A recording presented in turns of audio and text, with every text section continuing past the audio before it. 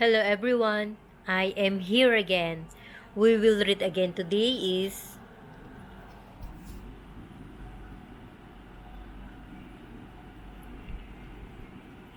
my daily gospel. I will read is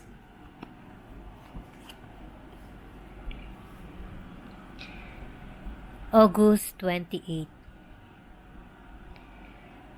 The Lord takes delight in His people.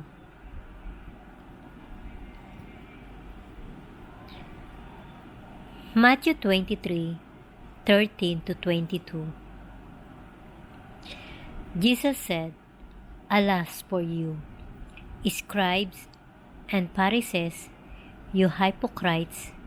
You shut up the kingdom of heaven in people's faces, neither going in yourselves, nor allowing others to go who want to. Alas for you, scribes and Pharisees, you hypocrites! You travel over sea and land to make a single proselyte, and anyone who becomes one you make twice as fit for hell as you are. Alas for you, blind guides! You say, if anyone swear by the temple, it has no force, but anyone who swear by the gold of the temple is bound. Fools and blind, for which is of greater value, the gold or the temple that makes the gold sacred? Again, if anyone swear by the altar, it has no force, but anyone who swear by the offering on the altar is bound. You blind men, for which is of greater work, the offering or the altar that makes the offering sacred? Therefore, someone who swears by the altar is swearing by that and by everything on it.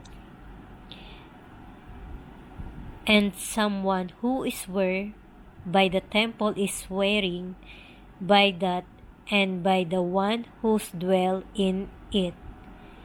And someone who swears by heaven is swearing by the throne of God and by the one who is seated there.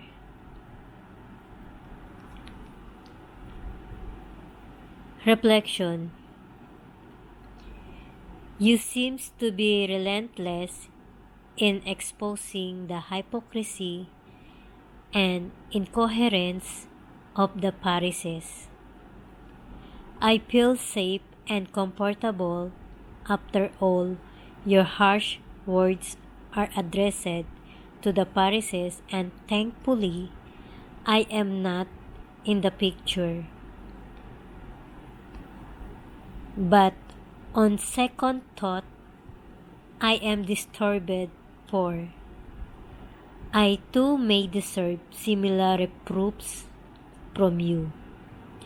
Your word today challenges me to review my relationship with you.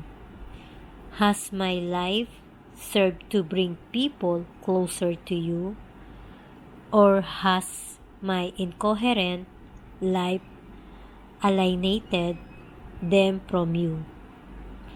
Do my religious practices, ceremonies, and rituals serve to nourish faith, or only to block the way of those seeking you?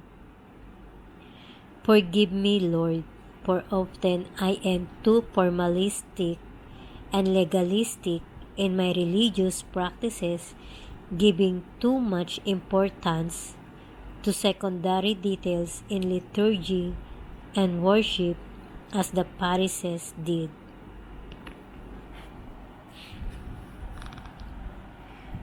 The Lord takes delight in His people. I will always remind you, we will talk to Him even in our minds. We will thank Him every day and we will pray to Him every day. And the most important thing is that we put Him in our heart and love Him more than in our lives because He will never forsake us. Gaya rin po ng sinabi ko po sa inyo, palagi ko lang po kayong paalalahanan o ipapaalala sa inyo na kakausapin po natin siya palagi kahit sa ating isipan. Magpapasalamat po palagi tayo sa Kanya sa araw-araw at magpe-pray po palagi tayo sa Kanya sa araw-araw.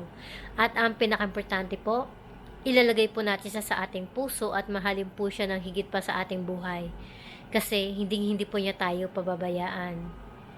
Today is August 28. So, August 28, alam ko kaarawan ni Lolo Usting, lalo na si Tata Usting.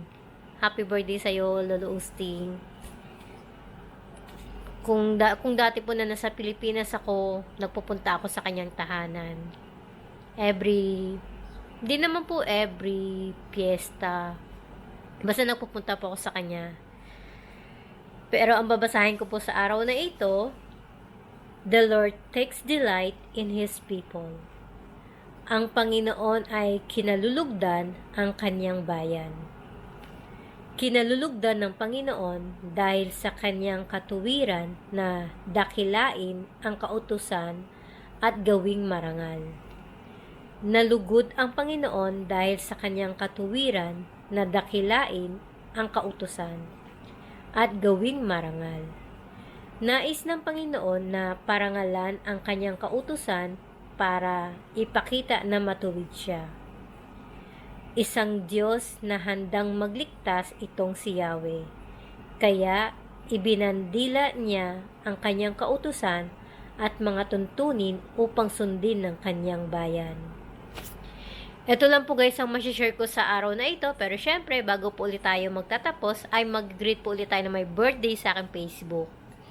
Kaya binabati ko ng happy birthday si Jay Suarez. He's 33 years old. Kuya ko ng kuya sa'yo. 33 ka lang pala mas matanda sa iyo. Happy birthday, J-Poy Cordero Balani. He's 30 years old. And happy birthday, Marlon Villarin. He's 43 years old. Ayan, pwede kitang ikuya kasi 43 ka, matanda ka sa akin ng 3 years old. So, ulitin ko na lang pong muli. Happy birthday again, Jay Suarez. Happy birthday, Jepoy Cordero Balani. And happy birthday, Marlon Villarin. Kuya Marlon Villarin. So, ayan guys, nakapag-greet na po tayo ng may birthday sa aking Facebook. So, ulitin ko na lang pong muli guys. Bago ko pala ulitin. Kung gusto niyo pong masubaybayan ng aking buhay o pumasyal sa aking YouTube channel, i-click nyo lang po yung Lani Montes Life. Masa-search nyo na po siya. Tapos, i-click nyo na rin po yung subscribe, then i-click nyo yung bell, tapos i-click nyo rin po yung all, at para lagi po kayong updated sa akin. Kasi, balang araw, hindi lang naman po dito ang maibibideo ko at may papakita ko sa inyo Basta kung nasaan man po ako ngayon, may makikita nyo po sa aking video kung nasaan man po ako. So, hanggang dito na lang po ulit guys. Iuulitin ko na lang pong muli. I will always remind you, we will talk to Him even in our minds. We will thank Him every day and we will pray to Him every day. And the most important thing is that we put Him in our heart and love Him more than in our lives because He will never forsake us. Gaya rin po ng sinabi ko po sa inyo, palagi ko lang po kayong paalalahanan o ipapaalala sa inyo na kakausapin po natin siya palagi kahit sa ating isipan. Magpapasalamat po palagi tayo sa Kanya sa araw-araw at magpe-pray po palagi tayo sa Kanya sa araw-araw. At ang pinaka-importante po, ilalagay po natin sa ating puso at mahalin po siya ng higit pa sa ating buhay kasi hindi po niya tayo pababayaan kagaya ng ginawa po niya sa akin. So hanggang dito na lang po guys, ulitin ko na lang po muli. I-click nyo na lang po yung Lani Montes Live at ma-search nyo po siya sa YouTube channel. thankful ako kasi kahit mababa yung subscribe ko, nasa search nyo na po siya sa YouTube. Kasi dati, hindi siya ma-search eh. So, may ginawa ako na something, kaya nasa-search nyo na po siya sa YouTube. Kaya, ayan po guys, i-click nyo lang po yung Lani Montes Live. Then, i-click nyo rin po yung subscribe para kung gusto nyo po makapag-update sa akin. At i-click nyo rin po yung bell. And i-click nyo po uli yung all para lagi po kayong updated sa akin. So, hanggang dito na lang guys. God bless all po sa inyong lahat.